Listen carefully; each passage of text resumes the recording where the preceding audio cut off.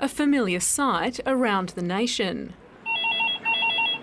But the tradition of depositing coins in a payphone is now a thing of the past. The best thing about a telephone box was the privacy from your parents.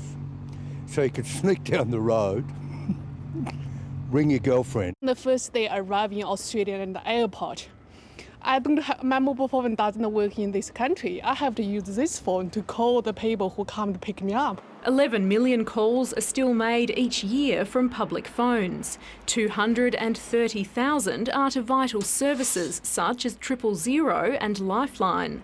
In the devastating 2020 bushfires, they were often the only means of communication. The fact that these payphones have been now made free means that they'll actually be even more accessible for some of the most vulnerable and some of the people that are in the worst situations, sometimes the worst day of their life. They're relying on a payphone. We think it's going to go a long way to addressing one of those deeply embedded social issues, social poverty, loneliness, that so many people are affected by right across our country. The federal government contracts Telstra to provide public phones and the government decides the number and location.